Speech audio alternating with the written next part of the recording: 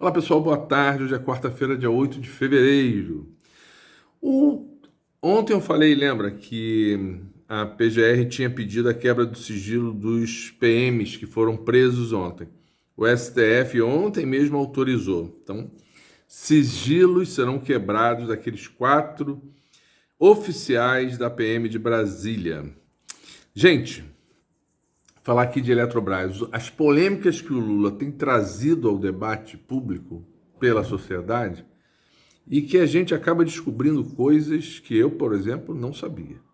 E aí é importante que o Lula traga isso, porque as pessoas precisam saber o que foi feito e o que eles pretendem fazer agora, né? Eu acho que isso e aí até para as pessoas se posicionarem. Então vamos lá. Eletrobras. Eletrobras foi privatizada com a imprensa falou assim: botaram vários jabutis, usaram esse termo, botaram vários jabutis na privatização, a privatização até que poderia ser boa, mas aí com jabutis. Mas eles não davam muito detalhe, só falavam alguma coisa, não, porque não sei aonde tem que construir uma hidrelétrica, não sei o que, o Estado tal tem que fazer não sei o que lá. Colocaram várias obrigações que são muito difíceis de serem feitas, inclusive porque envolve recursos de estados. Muito bem, mas não falaram as coisas, porque aí a imprensa é cúmplice, e eu vou usar a palavra mais dura: conivente, cúmplice. Porque aí não é à toa que não falam certas coisas. Então, por exemplo, ontem o Lula estava falando, dentre outras, tá? Citou 2, dentre outras. O governo foi privatizado, mas o governo continua. Isso aconteceu muito já, né? Em várias outras empresas aí privatizadas. O governo continua tendo 40% das ações da Eletrobras. Ou seja, eles venderam a maioria, mas o governo continua tendo 40%. Ou seja, o governo, quando a diretoria da Eletrobras tira o salário deles de 60 mil reais, se não me engano, para 360 mil, ela privatizada, o salário dos diretores da Eletrobras é 360 mil, ou 300 mil. Agora estou na dúvida. Enfim, é absurdo. Como o governo tem 40% lá, o governo está pagando 40% desses salários. Entenderam? Então, é assim, eles só querem moleza. Pois bem, mas o pior não é isso. O governo tem 40% das ações. Mas quando tem o Conselho de Administração, a Assembleia Geral, que eu acho que lá tem também, aí esses 40% só rendem 10% dos votos. Sensacional, né? Eu tenho lá 40% investido naquela empresa, mas na hora de votar eu só tenho direito a 10%. Genial, não? E todo mundo dizendo: oh, que maravilha, que maravilha, que maravilha. Bom, né? Outra gravíssima. Se o governo quiser comprar no mercado acionário mais ações para aumentar sua participação de 40 para 50, 60, enfim, isso está lá no que foi feito.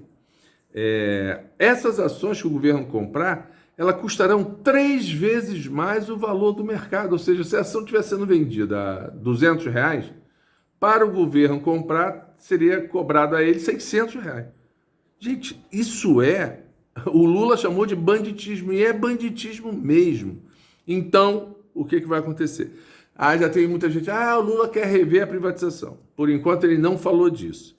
Ele está dizendo o seguinte: ele autorizou não, determinou que a AGU, a Advocacia Geral da União, questione estas e outras cláusulas leoninas na justiça. Ou seja, vai mudar esse tipo de coisa se a justiça concordar, obviamente, né? Então não vai romper contrato, não vai fazer nada disso. Mas vai para a justiça e diz: olha só, eu não posso ter 40% só poder votar com 10%. Eu não posso, se eu quiser comprar ação, pagar 3 vezes mais do que qualquer outro cidadão, empresa, país estrangeiro e tal fizer. Que isso? É bom, essa forma enfática do Lula falar é importante nessas horas. Porque para chamar atenção, entendeu? Mas o Lula é muito duro. Com isso aqui, não pode ter moleza. Não pode ter moleza. Vamos me desculpar. O André Lara Rezende, todo mundo sabe, André Lara Rezende é um dos pais do Real, do Plano Real. É liberal, ligado aos tucanos, sempre a vida inteira.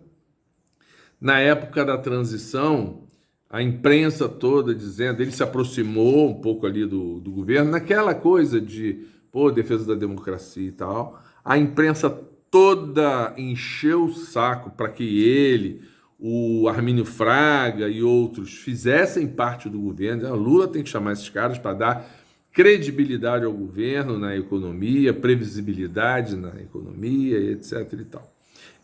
O André Lara Rezende, o Lula efetivamente convidou e ele negou, disse, não, quero continuar na minha vida privada, governo, enfim, dá muita apurrinhação, muito trabalho, enfim. O cara está lá com a vida ganha dele e não quis entrar nessa. Mas se prontificou a ajudar, enfim. Não sei se está ajudando ou não, mas ontem, só para dar um resumo aí para quem está um pouco esquecido de quem é André Lara Rezende. Ontem ele escreveu um artigo no jornal Valor Econômico falando sobre os juros. E aí, segundo ele, o Brasil não tem dívida externa, que são coisas que exigem juros altos, não tem dívida externa, que contraria o que a Mônica Waldvogel falou ontem na Globo News, que é jornalista que atua na área econômica, não é economista, entendeu? E eu, inclusive, mandei para o Twitter dela, olha, você ontem falou que o Brasil tem dívida externa e que é alta. E o André Lara Rezende está dizendo que não tem. E que eu saiba, realmente não tem, porque o Lula pagou, inclusive a dívida com a FMI na época lá. Não sei se depois os outros, Temer e Bolsonaro, refizeram essas dívidas, mas, segundo o André Lara Rezende, não há dívida externa. Ou seja, menos um motivo para juros altos. Só tem dívida interna dentro de um padrão normal, o endividamento público do Brasil está dentro de um padrão normal, segundo ele. Tem muitas reservas internacionais, reservas essas que foram deixadas por Lula e Dilma. Bolsonaro comeu uma parte dela agora, mas ela ainda é boa. E tem uma taxa de inflação suportável, que é uma coisa que a gente tem falado. Gente, olha só, parece que o Brasil está vivendo uma hiperinflação, está com menos de 6% de inflação ao ano. Pode ser menor? Pode, tomara que seja. Mas também não é nenhum, então tá, então acabou o mundo. Mentira. Aí ele chama no artigo de histeria do mercado o suposto risco fiscal. Olha o que ele está dizendo, que o mercado é histérico. O Lula fala isso há muito tempo, eu tenho falado isso aqui também.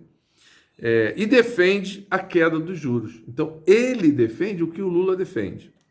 Aí é que, por isso que eu estou dizendo que eu não sei se o Lula tem conversado com ele, porque boa parte do que ele fala, ou quase tudo, só que com uma linguagem econômica, claro, o Lula tem falado também.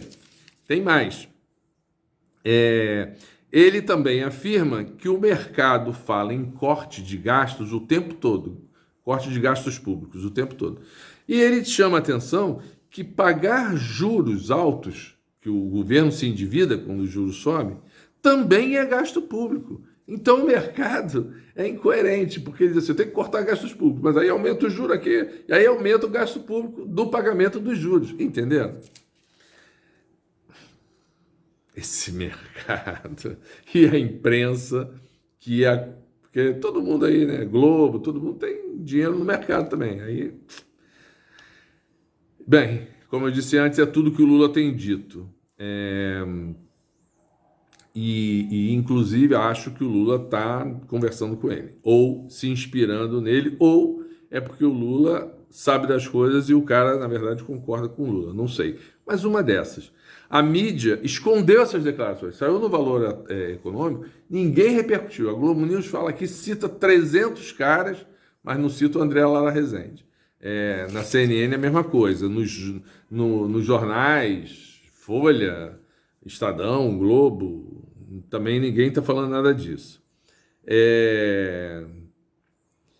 E é isso. Agora, vejam como o discurso enfático do Lula começa a ter já alguns resultados. Vários senadores criticam os juros altos. Talvez seja difícil mudar e tal, mas criticam. Um banco suíço, que eu esqueci o nome aqui, prevê corte de juros no Brasil no segundo trimestre. Lembrando que o mercado brasileiro prevê corte de juros só em novembro, no quarto trimestre. O Banco Suíço já diz, não, talvez no segundo trimestre. Ou seja, já começa a ter um debate, uma pressão externa para baixar os juros antes E, de novo, não é baixar de 13,75 para zero. Mas pelo menos, cara, começa a sinalizar, baixa para 13, baixa para 12,5, baixa para 12, sei lá. Aí eu não sei disso. O Banco Central assinou um protocolo, isso aí já mudando de assunto, com o Banco Popular da China, autorizando transações comerciais em yuan, a moeda chinesa. É a mesma coisa que o Lula falou aqui no Mercosul. E aí fizeram um escândalo. Aqui ninguém fez o escândalo, não foi o governo, foi o tal do Banco Central Independente. O Itaú lucrou no último trimestre de 2022 7,7 bilhões. É admissível isso? Se ele repetir isso nos trimestres, né? Se ele repetiu, não sei qual foi o lucro dele, isso vai dar 30 bilhões de lucro em um ano. É admissível? Não é. Mas, enfim. As lojas Marisa é mais uma que está indo para o vinagre na esteira das americanas. Falta coisa pra caramba aqui, o tempo está longe, mas vamos lá. O Marcelo Freixo, atual presidente da Embratur, deu entrevista agora para a Globo News e aí ele estava contando, olha como tem contrabando em tudo quanto é lugar deixado pelo Bolsonaro. O Bolsonaro botou 37 novos contratados na Embratur após as eleições realizadas. Ou seja, depois que ele viu, perdi a eleição, meteu 37 lá na Embratur. Todos devidamente demitidos. Agora, pelo Marcelo Freixo. A comissão de ética, vejam, a comissão de ética, que deveria zelar pela ética, aumentou por sua própria conta a estabilidade de seus membros por 5 anos. O Freixo falou ali que foi na CGU, foi na AGU, foi no TCU, conseguiu todo o arcabouço legal, anulou a comissão e demitiu os membros da comissão. Parabéns, Marcelo Freixo. O IBAMA voltou a atuar, um vídeo que está rolando aí no Twitter do André Trigueiro, jornalista da Globo News, voltou a atuar, estão abordando barqueiros, abordando garimpeiros, estão destruindo equipamentos de garimpeiros, apreendendo barcos. Por que destrói trator e não destrói barco? Porque o trator, primeiro, é um custo imenso tirar de lá, segundo, corre o risco de voltar para a mão dos garimpeiros, então destrói, queima, explode em alguns momentos. Barco não, barco é uma coisa que pode ser útil, inclusive para os próprios indígenas, né?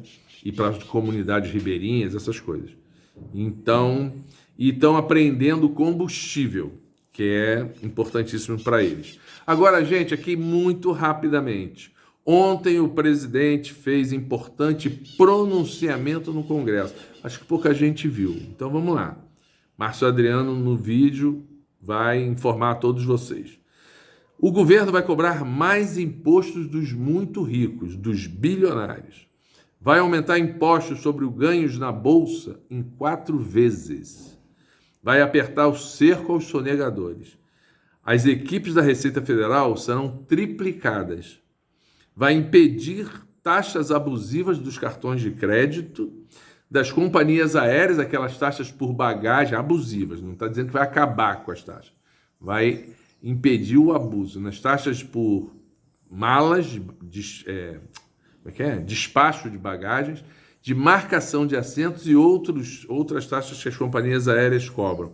A mesma coisa com as empresas em geral, empresas hoteleiras que também fazem algumas cobranças abusivas. Vai aumentar o salário dos professores. Vai propor lei para fortalecer os sindicatos.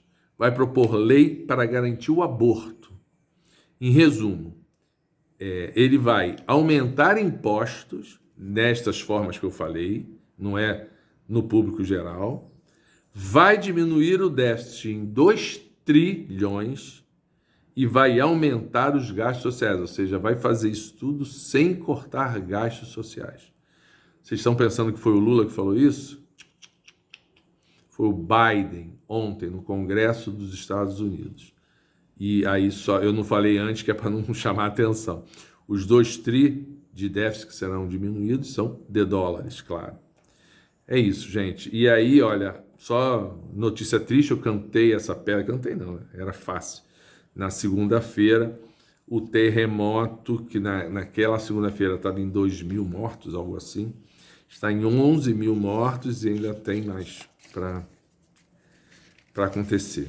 É bastante triste, tem países mandando apoio humanitário, o Brasil diz que vai mandar, enfim, acho difícil o Brasil conseguir muito, eu não sei exatamente que tipo de apoio, mas está disposto a mandar, como também está mandando apoio humanitário para o Chile, que está lá com incêndios florestais que já mataram 20 ou 30 pessoas. Enfim, é isso. Notícias tristes, mas que a gente precisa saber. Tchau, até amanhã.